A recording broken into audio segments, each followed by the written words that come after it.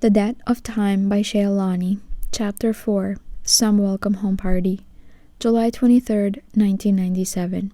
In the late afternoon, the members of the Order of the Phoenix gathered in the Weasleys' living room. As each wizard or witch stepped through the fireplace, another member was there to quiz them using a previously established security question. Considering that the entire order would be engaged in a mission involving Polyjuice Potion in just a few days, they, more than anyone else, appreciated how tight security needed to be. Mrs. Weasley had created a feast as usual, though instead of waiting to sit down to eat at the end of the meeting like they often did, most people gravitated to and from the table of food, snacking as they moved about the room, engaging one another in conversation. Everyone, save for Hermione, openly wondered why the meeting was called in the first place. Green flames lit up the living room once more, and they all turned to the fireplace as Tonks stepped through with a look of excitement on her face. Before anyone had a chance to say anything, Alistair Moody approached, wand pointed directly at her. "Your first day as an official Auror, you stepped into my office and tripped. What item of mine did you break?" Tonks snickered, daring to look proud. "2 sneakoscopes, a brand new faux glass, and a secrecy sensor." "Aye, and you still owe me a new one of each," Moody grumbled. "Where's your husband? And what's this meeting all about?" "Learn some patience and stop worrying so much," she smiled and directed a wink at Hermione, who felt as if she were about to vomit. "Calm down, love," Tonks whispered as she moved to Hermione's side. "Everything's going to be fine." "Everything and everyone," she added, "is fine." "They are?" Hermione asked, almost choking on the words. She clenched her hands together, lacing her fingers to stop from fidgeting. "Nothing's wrong?" Tonks chuckled softly. "Someone might need a bit of an ear-bashing, but that's normal, isn't it?" The fireplace lit with another burst of green flames, and Remus stepped into the room, immediately seeking out Tonks and Hermione. His reassuring smile left Hermione feeling as though she had not only his approval of what she had done, but also his support in the meeting. "Remus," Bill Weasley stepped forward. If that really is you?" He eyed the man with a smirk on his face, feigning suspicion. Between the two men, who would likely be able to smell the lycanthropy in one another, the security questions were pointless. To appease the anxious crowd, however, Bill asked, "When I woke up in the hospital wing last month, what's the first thing you said to me?" "I told you that I hoped you like your steaks rare." Remus grinned and clapped Bill on the shoulder. "Speaking of which, are you doing all right?" Bill shrugged, brushing off the concern even as Mrs. Weasley huffed over the reminder of the attack on her eldest son. "Better than you, I'd imagine. I got a little anxious a few nights ago, full moon and all, but it was nothing I couldn't handle." "Now that the pups are all reacquainted," Moody interrupted with a scowl, "anyone going to tell me what the bloody hell was so important we needed to risk another meeting so close to retrieving Potter?" Hermione breathed, and heart rate increased as she began to shuffle restlessly. When she felt a comforting hand on her shoulder, she assumed that either Remus's enhanced senses picked up the change or she was being profoundly obvious. "We're not all here, actually," Remus said. "Now, before I call our last member, I need everyone to keep an open mind and remain calm. You can ask all the security questions you need, but keep your wands where they are. You've already spoken to Tonks and myself, so you know we are who we say we are. I'm asking you to trust us now." Most of the order nodded anxiously, while a few, most notably Moody, looked angry that details were clearly being left out of whatever it was that was happening. Instinctively, Hermione reached out and clutched Ron's hand tightly, using her other hand to grip Tonks's robes. Remus approached the fireplace, tossed in flue powder, and shouted, "The den," before sticking his head into the green flames. "Come on through," he called loudly before stepping back to make room. The green flames burned higher and brighter. When they finally died down, every wand in the room was drawn, as the shocked order members stared defensively into the gray eyes of Sirius Black. "Some welcome home party this is." Sirius looked pointedly at all the drawn wands. Surely only 1 or 2 wands are necessary. What will happen if everyone shoots a curse off at once? The whole bloody house will cave in. Catching sight of Mrs. Weasley, Sirius flashed his well-remembered smile. "Molly, you're looking well." Her jaw had dropped at the sight of him. She clutched at her husband with her wandless hand and shrieked, "You're looking alive!" "And handsome as ever," Sirius said with a grin, dusting off his robes. "All right, Remus said you lot use security questions now, yeah? Let's get this over with. It's been a long time since I've had a good home cooking meal, and I can smell the treacle tart from here." Mr. Weasley gaped at him. "How are you alive?" "That," Sirius, pointing at the man, "is a terrible security question, Arthur. Try again." What song wouldn't you stop singing when we all spent Christmas together at Grimmauld Place?" Mr. Weasley blurted out, clearly flustered to think of a good question. "God rest ye, merry hippogriffs," Sirius answered. "Good to see you, old friend. I've been told you have my bike. I'd like it back." He peered at the man warily, and Mr. Weasley laughed in response, still in shock. Sirius predictably turned toward Moody, who was fuming with suspicion. "Next." Moody narrowed his one good eye at Sirius, while the other spun in its mechanical socket until it was facing backward, as though he were waiting for another recently not dead person to come up on him from behind. He slowly and deliberately asked, "When we escorted Harry Potter to King's Cross, what were his last words to you before we left you behind at Grimmauld Place?" "Trick question. I came with you, and you were really bent out of shape about it." Sirius smiled smugly, rocking back and forth on his heel of his black pointed-toe boots. "For no good reason, might I add. I played obedient lapdog quite well." Several members in the room chuckled at the joke. Fine, Moody growled, looking at Sirius over intently. Though he refrained from casting hexes, his wand was still in hand, moving over Sirius like a muggle metal detector, presumably searching for dark magic. "Now answer Arthur's first question. How the hell are you alive, Black?" "Magic?" Sirius offered with a wink. "Sirius, you're pushing it," Remus cautioned his friend.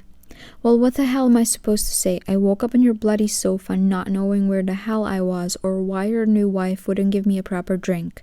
Sirius's focus moved to his cousin, but his stare was quickly transferred to Hermione, who was still unconsciously clinging to Tonks's robes. The charming smile he gave her made her feel as though the entire room suddenly revolved around her. Her cheeks warmed over, and they must have turned pink, because his smile turned into an amused grin. "You mean you don't know how or why you're alive?" Mrs. Weasley stepped forward, blocking Sirius's line of sight. "Were you even really dead? Where have you been?" "Yes, really dead. Don't know where I was." Sirius leaned in to give Mrs. Weasley a quick kiss on the cheek. "You're as temperamental as ever, Molly. Lovely to see you." "Sirius Black," she hissed through clenched teeth.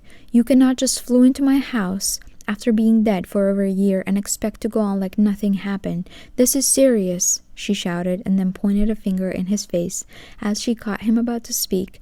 "Don't you dare say it." Sirius smirked, bouncing on the balls of his feet, clearly having far too much fun wreaking havoc on Mrs. Weasley's nerves.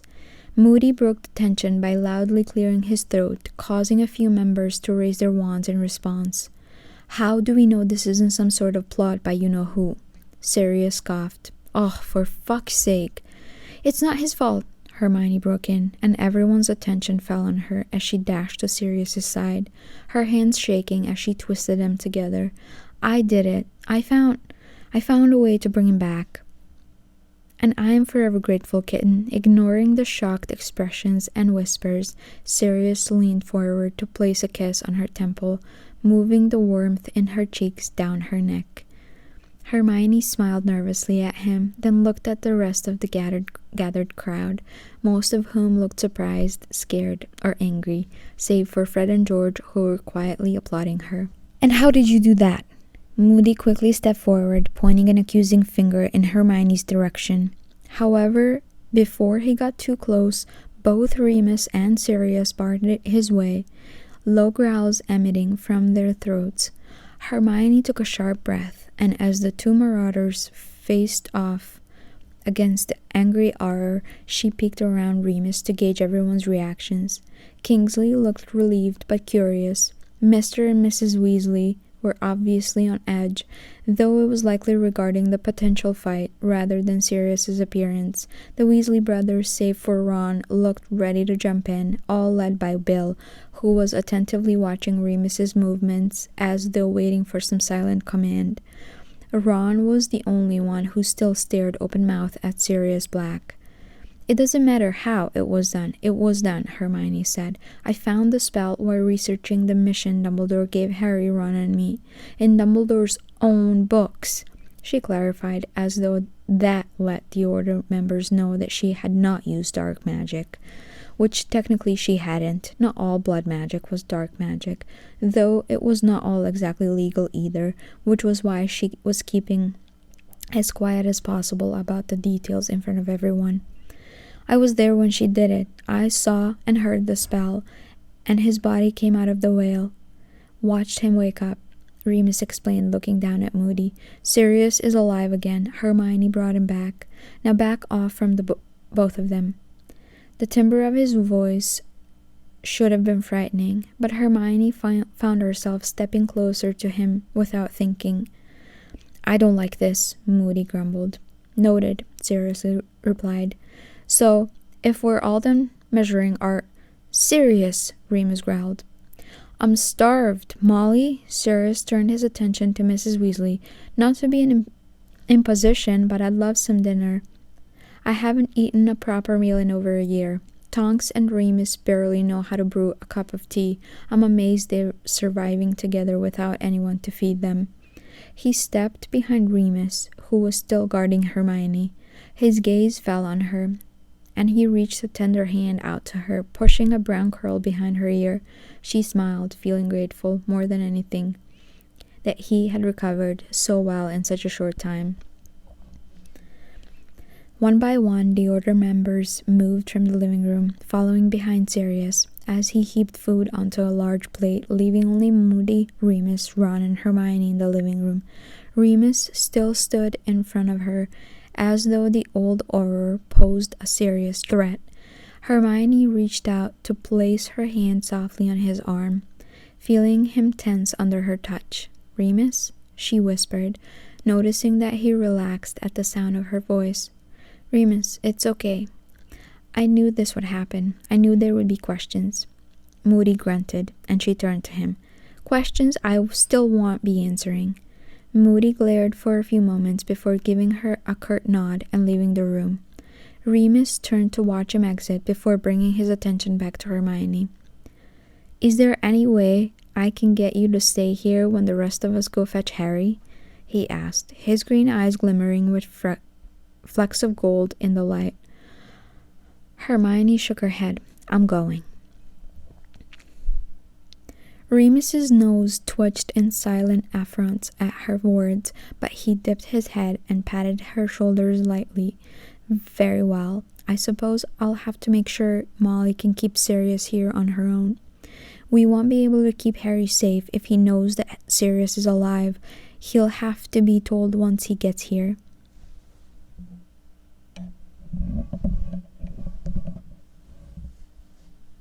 Hermione agreed. "Ginny will help. Go and get some food, and keep an eye on him," she said with a soft chuckle. Looking through the open doorway and watching as Sirius maneuvered around the table of food, he had a plate balanced in one hand as he shoved a chicken leg in his mouth with the other. Some people were still watching him anxiously. "I'm worried he's going to make someone angry and undo all the hard work I did to get him back." Remus laughed, leaving her to make his way through the crowd that had gathered around his best friend. "What the bloody hell did you do?" Ron quietly said from the room's periphery. Hermione turned to him, still wide-eyed, staring at her. "You're supposed to be on my side," she reminded him. "I am on your side." he insisted as he quickly approached her. "But I didn't know you knew how to bring people back from the bloody grave." "Language," she scolded him.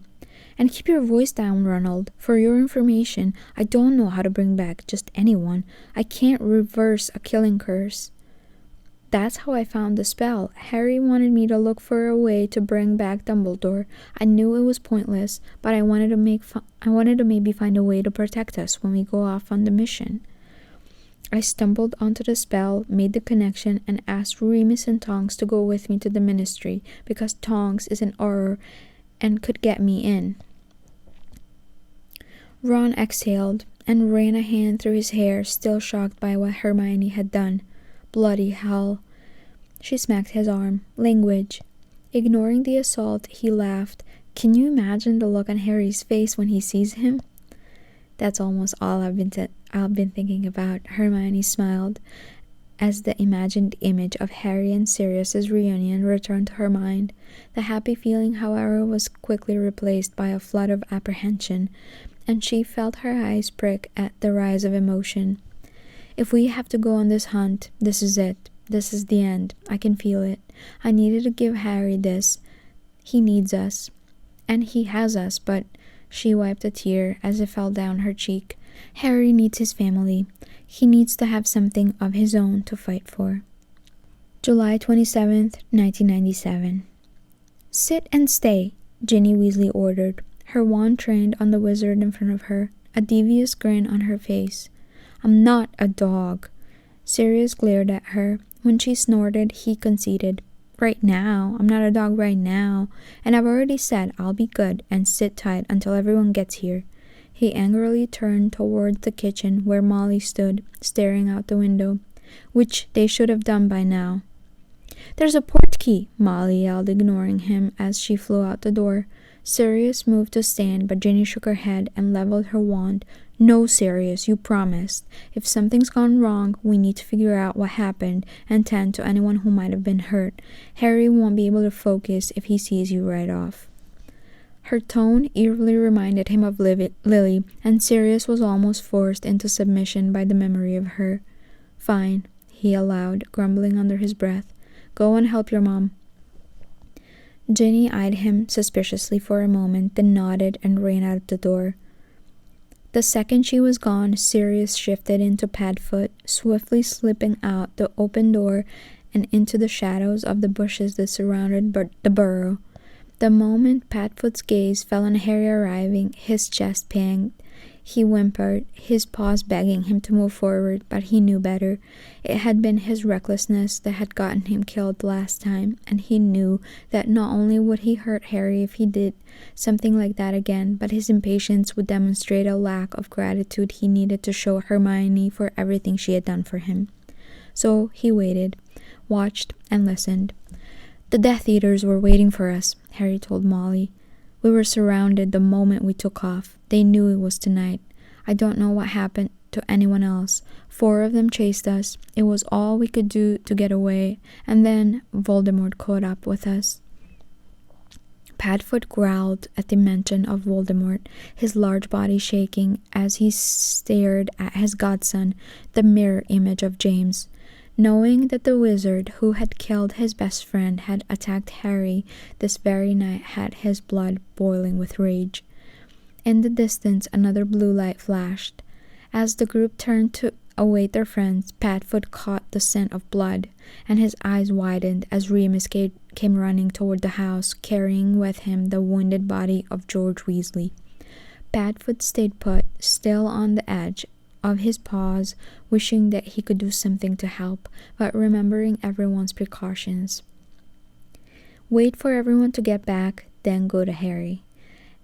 Everyone made their way into the house, and Padfoot winced, knowing that soon Ginny and Molly would notice his absence. He listened quietly from the house as Molly tended to her son's wound. It was not life-threatening from the sound of it, though he felt a modicum of grief for the boy, a fellow marauder who, from the sound of things, would certainly no longer look like his identical twin. "What creature sat in the corner the first time Harry Potter visited my office at Hogwarts?" Padfoot overheard Remus ask. "Answer me." "A Grindelwald in a tank, wasn't it?" Harry nervously replied. "What was that about?" Hagrid roared. "I'm sorry, Harry, but I had to check," Remus said tersely. "We've been betrayed. You might have been an imposter." Outside, Padfoot looked back to the field by the burrow, waiting for anyone else to arrive, his eyes scanning the area carefully, his ears perked up, alert for any threats. Remus said they had been betrayed. He mentally went through the list of Order members that he recalled, growling as his memory fell on Mundungus Fletcher. Remus told him it had been Fletcher's idea to use the polyjuice, but Sirius knew Dung was not smart enough to have come up with something like that. It must have been a trap. Padfoot continued to guard the burrow, listening all the while to Remus scolding Harry inside the house. He was on edge at the volume and tone his best friend was taking with his godson, though he had to admit it was for the boy's own good. "Harry, the time for disarming is past. These people are trying to capture and kill you. At least stun if you aren't prepared to kill." "We were hundreds of feet up. Stan's not himself, and if I had stunned him, he would have fallen and died, the same as if I'd used the killing curse," Harry insisted. "Expelliarmus saved me from Voldemort 2 years ago." "Yes, Harry," Remus conceded with painful restraint, "and a great number of Death Eaters witnessed that happening. Forgive me, but it was a very unusual move then, under the imminent threat of death. Repeating it tonight in front of Death Eaters who either witnessed or heard about the first occasion was close to suicidal." Another blue light emanated from the field, and Padfoot caught the scent instantly, every bit of his soul urging him forward. Staying put was painful as the scent overpowered him. He struggled to fight the instinct to dash forward, and only the sight of Harry and Remus rushing out the door to meet Kingsley and Hermione finally stopped him. He watched closely as Harry enveloped Hermione in his arms. As though she knew exactly where he was, he felt her gaze immediately upon him. She looked exhausted but grateful to be alive. Padfoot stood, moving uncertainly on all fours until she shook her head at him from over Harry's shoulder, silently requesting that he stop. He whimpered, physically aching from not being able to go to them both, but obeyed her this time, and retreated into the shadows. "Where's George?" "He lost an ear," Remus said. "Lost an ear?" Hermione repeated in high voice. "Snape's work." "Snape?" Harry shouted. "You didn't say—" "Severus lost his hood during the chase. Sectum Sempra was always a specialty of his. I wish I could say I paid him back in kind, but it was all I could do to keep George on the broom after he was injured. He was losing so much blood." Sirius had seen the Sectum Sempra curse in news before, and the memory caused him to shake with anger. Not only had the filthy Death Eater betrayed and killed Dumbledore, but he was now using his old favorites to attack teenagers. Unable to contain himself any longer, Padfoot growled loudly at the mention of Snape and his betrayal.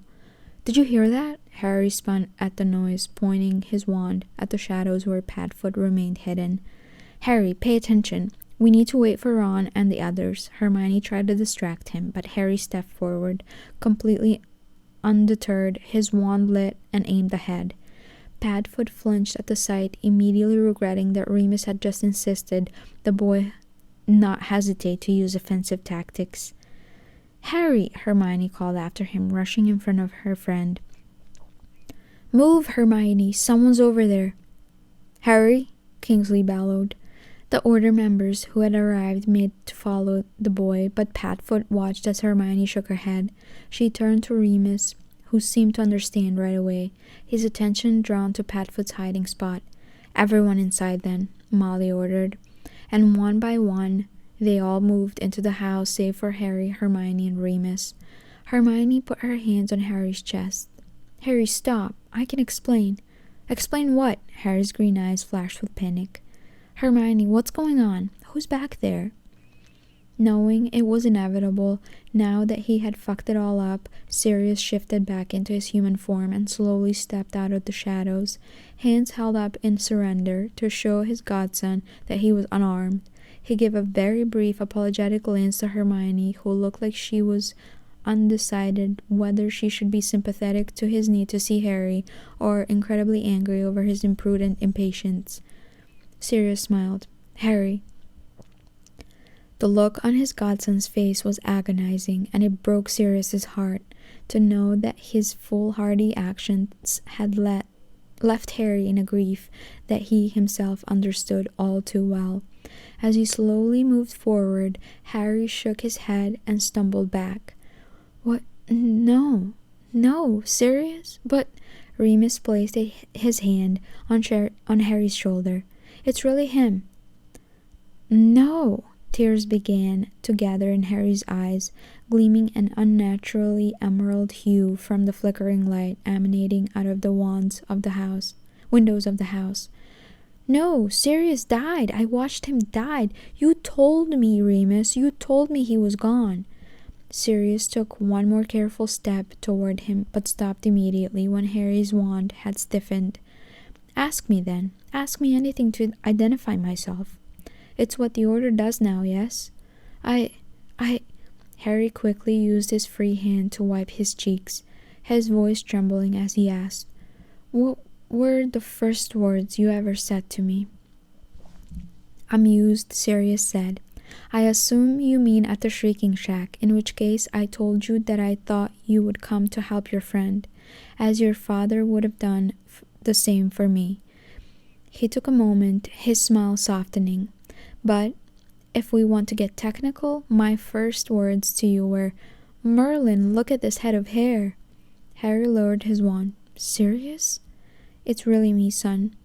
Sirius pulled Harry into a tight hug the moment the boy rushed into his arms, patting his back and affectionately ruffling his messy black hair. He listened as Hermione sniffled, but left her to be tended to by Remus. "You did well. Go wait for Tonks. I'll stay with them," Hermione said kindly. "I don't understand," Harry said as he finally broke away from Sirius, though not letting go of the grip he had on his robes, clearly worried that if he let go, Sirius would disappear.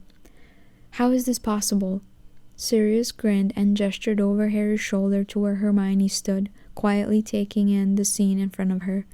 "You've got a very clever witch on your side, son." "Hermione?" Harry spun around and looked at her. You brought him back? Ha? You said—" "I couldn't bring back Dumbledore, but I kept researching and I found a spell." She smiled, leaving out every single detail of exactly how she had gone about pulling Sirius from the veil. Without words, Harry reluctantly let go of Sirius and moved to Hermione, pulling her into a warm hug and burying his face in her shoulder.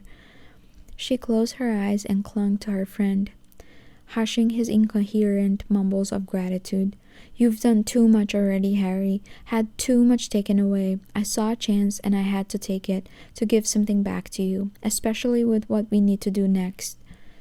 "I'm sorry, what do we need to do next?" Sirius questioned, interrupting them. Harry drew away from Hermione, swiping at his eyes before turning his attention back to Sirius with a resolute smile. "We win this war." And that's the end of chapter 4. Thank you for listening.